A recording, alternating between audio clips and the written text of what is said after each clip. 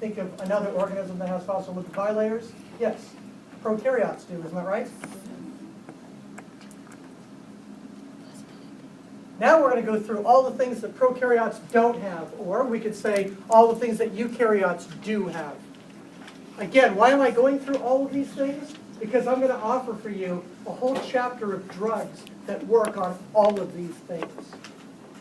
So here's a nucleus, for instance. Anybody know why there's holes in the nucleus? Aren't these the blueprints? If you didn't have any holes, nobody gets to read the blueprints, right? Oh, we've got blueprints in there. Really cool, but we can't ever use them or get to them. What happens is transcription takes place here, and the mRNA transcript gets poked through those little holes. Okay? So this is a membrane-bound nucleus, which you'll find in eukaryotes, not in prokaryotes. Here's endoplasmic reticulum that you'll find in eukaryotes, not prokaryotes. By the way, two types of endoplasmic reticulum, the kind that are covered with ribosomes and the kind that aren't. When you have ER that's covered with ribosomes, what is it called? Rough endoplasmic reticulum. Otherwise, no ribosomes? Smooth. Good. You see these little ribosomes here? What size ribosomes are these? 80. Yes, who said 70?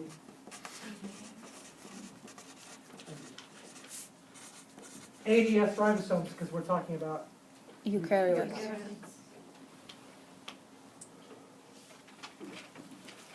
Golgi apparatus. By the way, this endoplasmic reticulum is used to make little sacs filled with enzymes that can be transported someplace else in the cell.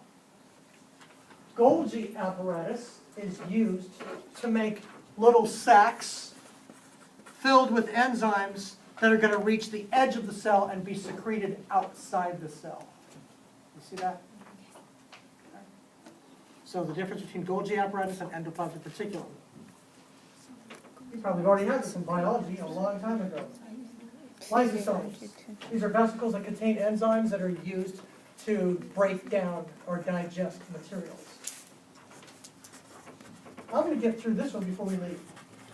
This is a very, very important one here. Do you guys know what happens in the mitochondria? ATP is synthesized. You bet it is. Good for you. And I'm going to give you a Krebs cycle lecture this semester. And you're going to find a bunch of extra people sitting in the room taking this lecture, that lecture, because even if you've had it before, you haven't had this one. When I give you this lecture coming up in the next 3 or 4 weeks on Krebs cycle, you're all going to sit there and say, well, why didn't they say that to begin with? It's very simple. The Krebs cycle is really easy. It is extremely easy. Nevertheless, we know that ATP is made in here, right? Is there ATP made anywhere else in the cell?